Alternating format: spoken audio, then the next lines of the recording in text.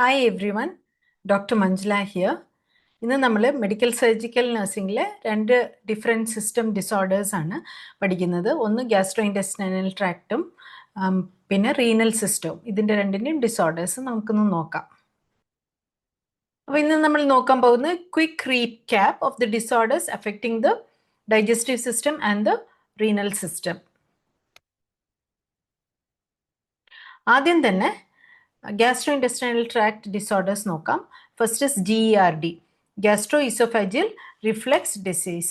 Reflex എന്ന് പറയുമ്പോൾ എന്താണ്? റീഫ്ലെക്സ് എന്ന് പറഞ്ഞാൽ തിരിച്ചു പോവുക എന്നുള്ളതാണ്. അപ്പോൾ ഇവിടെ ഗ്യാസ്ട്രിക് കണ്ടന്റ് തിരിച്ചു പോവുക സ്റ്റൊമക്കിൽ നിന്ന് എങ്ങോട്ടാ? ഈസോഫാഗസിലേക്ക്. അപ്പോൾ എന്ത് പറ്റി? ഈസോഫാഗസിന്റെ mucosa compared to stomach it is very thin അല്ലേ? അപ്പോൾ ഈ ആസിഡ് എല്ലാം കൂടി ആ തിൻ മ്യൂക്കോസയിലേക്ക് പോയി കഴിഞ്ഞാൽ എന്ത് പറ്റും? മ്യൂക്കോസ എല്ലാം എന്താ പറയുക, അസിഡിക് എൻവയോൺമെൻറ്റിൽ എക്സ്പോസ് ആയിട്ട് അതൊക്കെ ഡാമേജ് ആവും. അതാണ് ഇവിടെ സംഭവിക്കുന്നത്. എന്താണ് റീസൺ? ഒന്ന്, ലോവർ ഈസോഫാജിയൽ സ്പിങ്ക്റ്റർ ഇൻകോമ്പിറ്റൻ്റ്, അത് മര്യാദയ്ക്ക് ഇങ്ങനെ അടയ്ക്കാൻ പറ്റുന്നില്ല, അതുകൊണ്ട് ബാക്ക് ഫ്ലോ ഉണ്ടാവും. പിന്നെ hiatal hernia, then comes obesity, pregnancy. ഇതിലൊക്കെ നമ്മുടെ ഇൻട്രാ അബ്ഡോമിനൽ പ്രഷർ കൂടുതലല്ല, അപ്പം കുറച്ച് ഒരു പുഷിങ് മുകളിലേക്ക് ഉണ്ടാവും. Then caffeine, chocolate, high fat food, all these causes relaxation of the lower esophageal sphincter. അപ്പോൾ ഇവർക്ക് എങ്ങനെയാ ഫീൽ ചെയ്യുക? ഒന്ന്, നെഞ്ചെരിച്ചിൽ, പൈറോസിസ് എന്ന് പറയും. ഈ ആസിഡിക് കണ്ടന്റ് ഈസോഫാഗസിലേക്ക് വരുമ്പോൾ ആ ഭാഗമൊക്കെ അങ്ങോട്ട് ബേൺ ചെയ്യും. പിന്നെ dyspepsia, dysphagia, there is indigestion, difficulty in swallowing, then regurgitation. അതാ ലോവർ ഈസോഫാജിയൽ സ്പിങ്ക്റ്റർ ലൂസ് ആയിരിക്കുമ്പോൾ തിരിച്ചെല്ലാം വായിലേക്ക് വരുന്നു. means acidic content just comes to your mouth, that is regurgitation. പിന്നെ എപ്പോഴും ഈ ആസിഡ് നമ്മുടെ ത്രോട്ടിനെ ഇറിറ്റേറ്റ് ചെയ്തുകൊണ്ടിരിക്കുന്നതുകൊണ്ട് തന്നെ നമ്മുടെ സൗണ്ടിനും വ്യത്യാസം ഉണ്ടാവും. ഹോഴ്സ്നെസ്, ഭയങ്കര തിക്കായിട്ടുള്ള സൗണ്ടായി മാറും. അപ്പോൾ ഇവിടെ നമ്മൾ എന്ത് ചെയ്യണം? Elevate the head of the bed. കാരണം കുറച്ചൊന്നും ഒരു സെമി സിറ്റിംഗ് പൊസിഷനിലാണെങ്കിൽ ഈ റീഗർജിറ്റേഷൻ അല്ലെങ്കിൽ ഈ ബാക്ക് ഫ്ലോ വരത്തില്ല. അതുപോലെ ലോ ഫാറ്റ് ഫുഡും ഹൈ പ്രോട്ടീൻ ഡയറ്റും കൊടുക്കുക, വിച്ച് വിൽ എന്താ പറയുക, കുറച്ച് സമയം എടുക്കും അത് ഡൈജസ്റ്റ് ആയിയൊക്കെ പോകാനായിട്ട്. അപ്പോൾ അങ്ങനത്തെ ഒരു ഫുഡ് കൊടുത്തു കഴിഞ്ഞാൽ നമുക്ക് ഈ റീഗർജിറ്റേഷൻ അവോയ്ഡ് ചെയ്യാം, അല്ലെങ്കിൽ ബാക്ക് ഫ്ലോ അവോയ്ഡ് ചെയ്യാം. പിന്നെ antacids, proton pump inhibitors, H2 blockers, these are all meant to reduce the hydrochloric acid or neutralize it. ഈ രണ്ട് പ്രൊസീജിയേഴ്സിൻ്റെ പേരോർത്ത് വയ്ക്കുക. നെസിൻസ് ഫണ്ടോപ്ലിക്കേഷനും സ്ട്രെറ്റ പ്രൊസീജിയറാണ് നമ്മൾ ഈ ലോവർ ഈസോഫാജിയൽ സ്പിങ്ക്റ്ററിനെ ടൈറ്റൻ ചെയ്യാനായിട്ട് യൂസ് ചെയ്യുന്ന surgical procedures.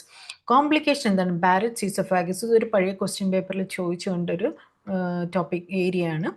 Then respiratory spasms, that is because of the close proximity between the trachea and the esophagus. Esophageal irritation will also cause bronchospasm. Then peptic ulcer disease. ഇവിടെ എന്താ പറ്റുന്നത് വെച്ചാൽ hydrochloric ആസിഡും പെപ്സിൻ്റെയൊക്കെ excessive presence കാരണം mucosa ഇറോഡായി പോകുന്നതാണ്. The reason especially the most common cause is H. Pylori. പിന്നെ NSAID intake, steroid intake, പിന്നെ Zollinger Ellison's syndrome is another reason for peptic ulcer disease. അപ്പോൾ ഇവിടെ എന്താണ് സംഭവിക്കുന്നത്? എപ്പിഗ്യാസ്ട്രിക് പെയിൻ ആണ്. ഓക്കെ, ആ പെയിന് 1 to 2 hours after food in gastric gastric ulcers and 2 to 4 hours after food in duodenal ulcer. ഇത് important ആയിട്ടുള്ളൊരു പോയിൻ്റാണ്.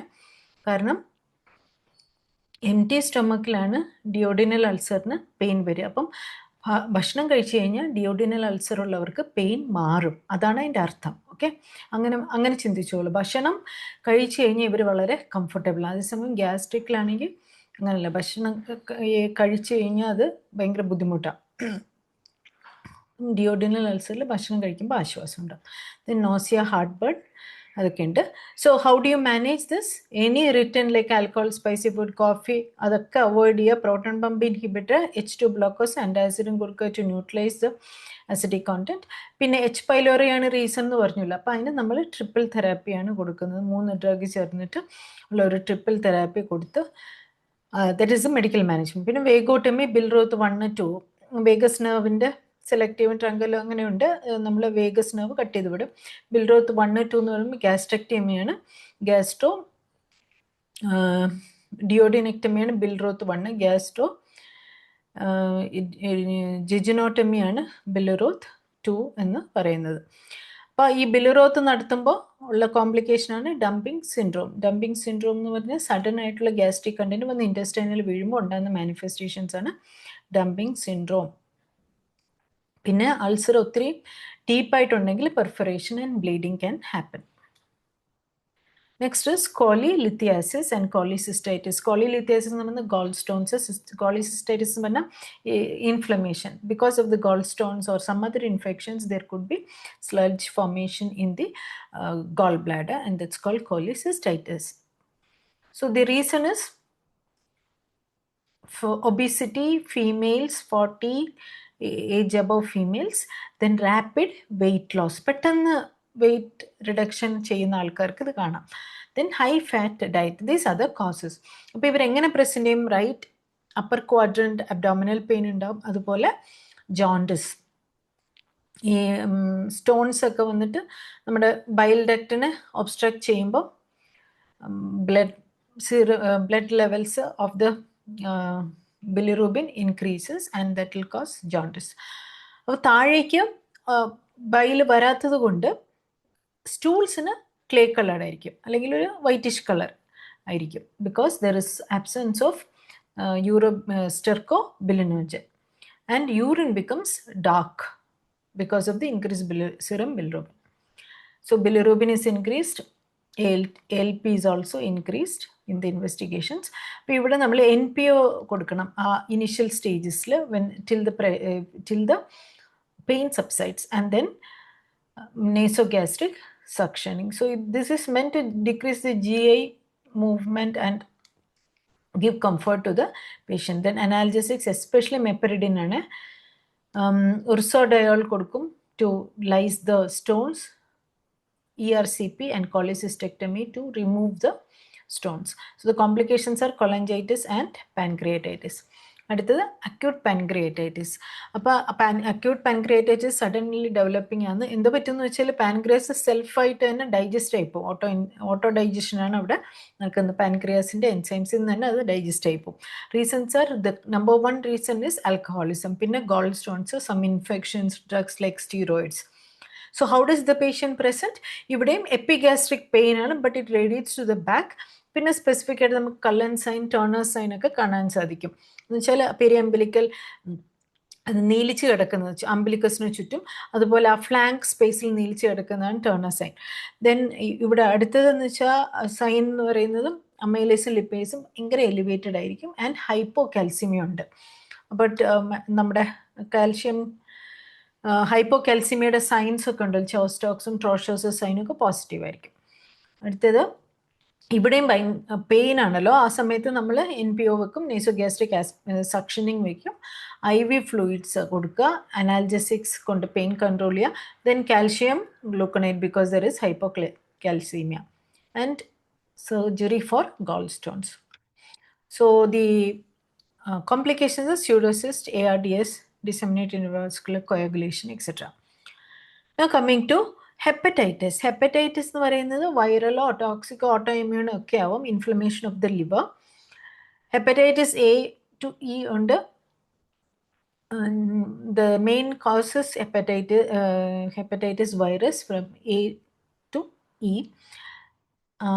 alcohol intake and some drugs like acetaminophen. So ഹെപ്പറ്റൈറ്റിസിൽ എന്താണ്? ജോണ്ടിസ് ഉണ്ടാവും, പിന്നെ dark urine, clay coloured stools, and right upper quadrant pain, hepatomegaly, പിന്നെ ക്ഷീണം, fatigue, നോസിയൊക്കെ.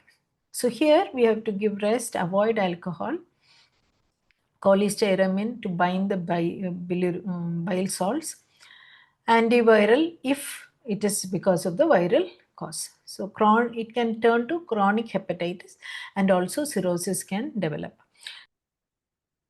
So next, liver cirrhosis is mainly due to the, or what you see there is fibrosis of the liver, and it is a chronic damage. The most common causes alcohol, hepatitis B and C, biliary obstruction because of some stones, and right heart failure. Right heart ഫെയിലിയറിന് ഞാൻ CVSൽ പറഞ്ഞപ്പോഴും ഇത് പറഞ്ഞായിരുന്നു. കാരണം rights back flow to the spleen and the liver occurs. അപ്പോൾ chronically അതെങ്ങനെ ഉണ്ടാകുമ്പം it leads to the damage of hepatocytes. Then what are the manifestations? Ascites, jaundice, esophageal varices, hepatic encephalopathy. These due to the portal hypertension. So management, diuretics, especially spironolactone, which is a potassium sparing diuretic, paracentesis, that is needle ഇട്ടിട്ട് removal of ascitic fluid. Tips എന്താണെന്ന് വെച്ചാൽ നമ്മുടെ portal hypertension കുറയ്ക്കാൻ ചെയ്യുന്ന പരിപാടിയാണ് ട്രാൻസ്ജുഗുലർ ഇൻട്രാഹെപ്പാറ്റിക് portosystemic shunt, transjugular intrahepatic portosystemic shunt, which is done to reduce the portal hypertension. Variceal ligation, idu esophageal varices manage cheyanana, which again develops because of portal hypertension. Then lactose indana kodukkunna encephalopathy korikkanayittu. Encephalopathy, lactose, what it does is it acts on the bacteria in the intestine which produces ammonia.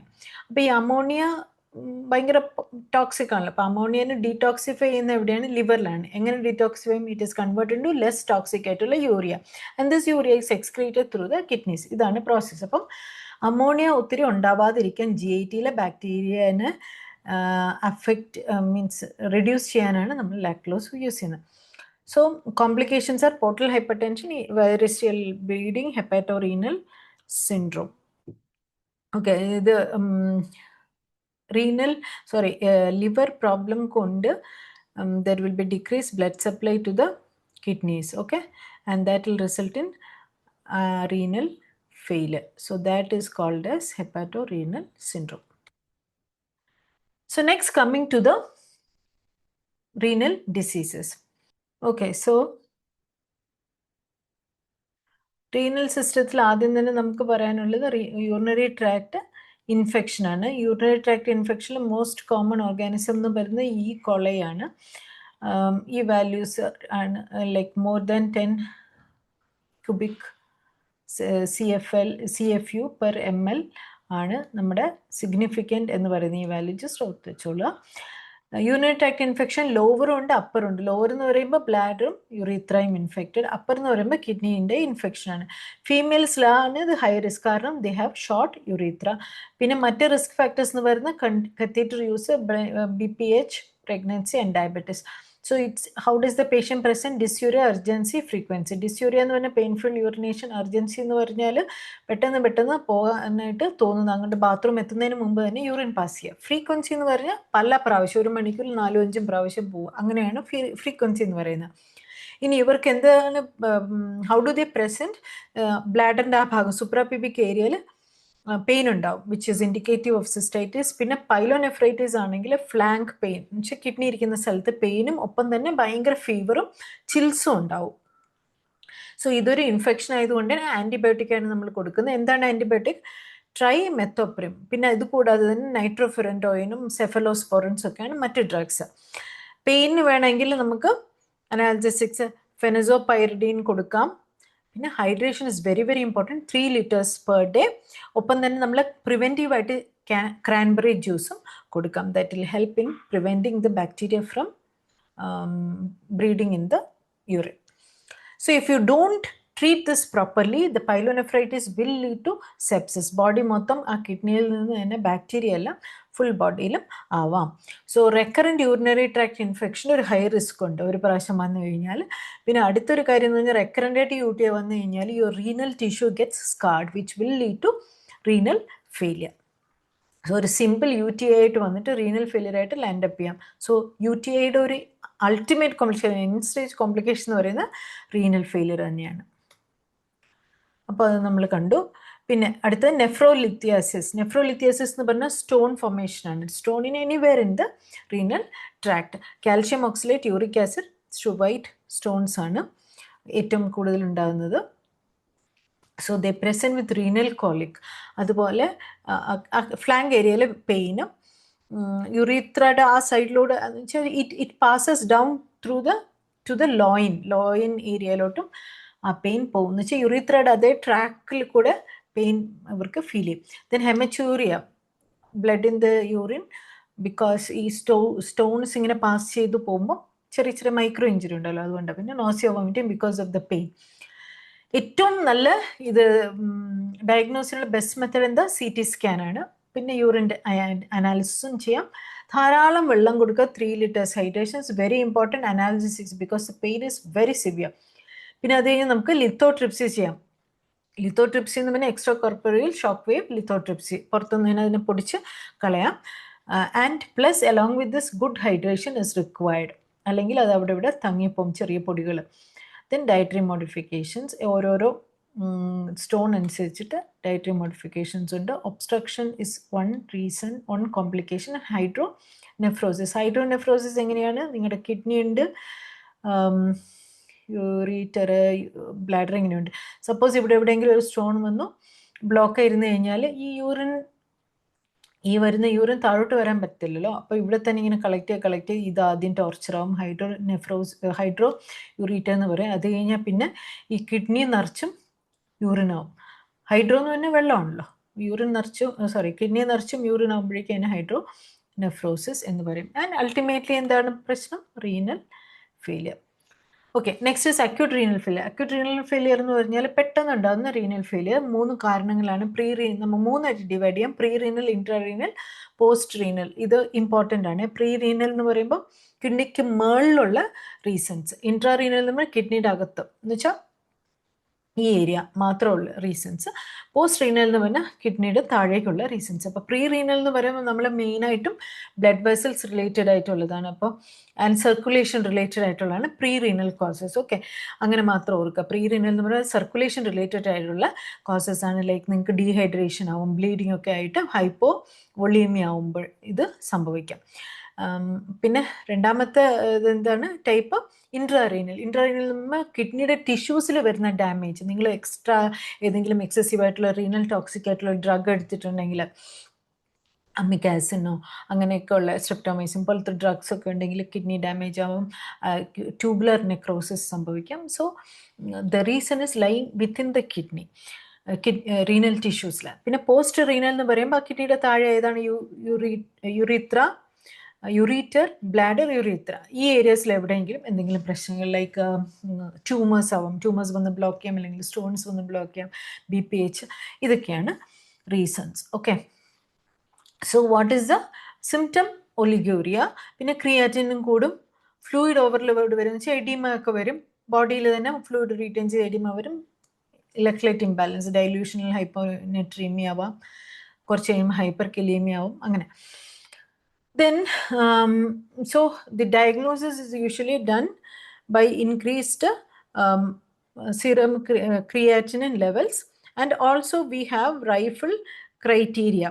Rifle criteria is actually used to assess.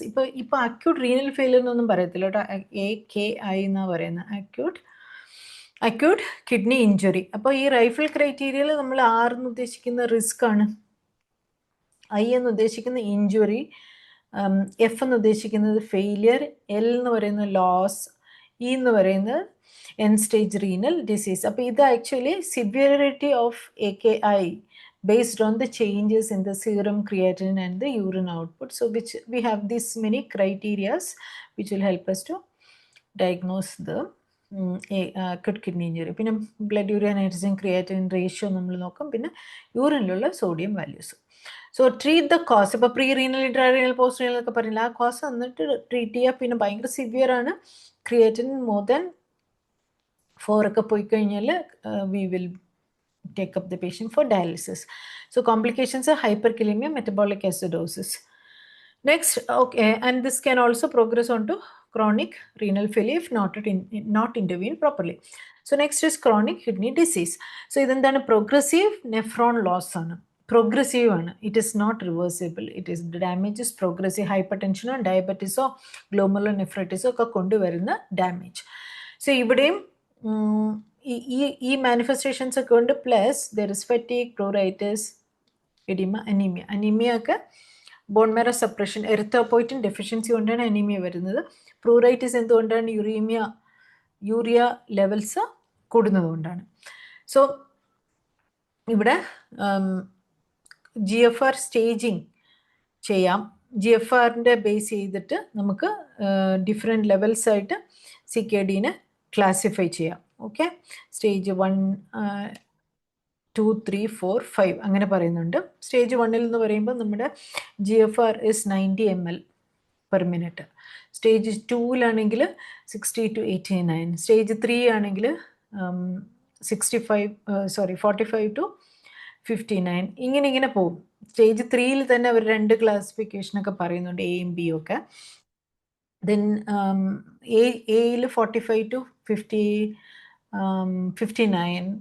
Stage 3ബിയിലാണെങ്കിൽ 30 to 44. പിന്നെ stage 4 ആണെങ്കിൽ 15 to 29. ആ രീതിയിൽ പോകുന്നുണ്ട്. അങ്ങനെ അതാണ് GFR classification. So also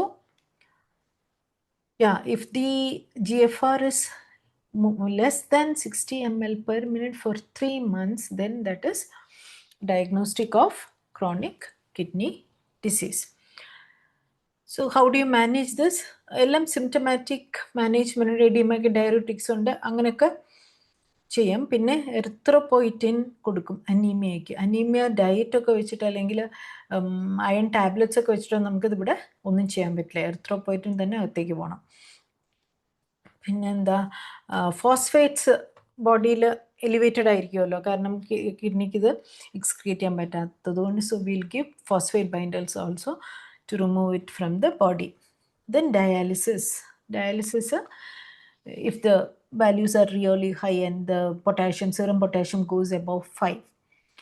And also transplant, you can think of when the patient is in stage 5, where the GFR is less than 15 ml/min. So complications, end-stage renal disease and cardiovascular diseases.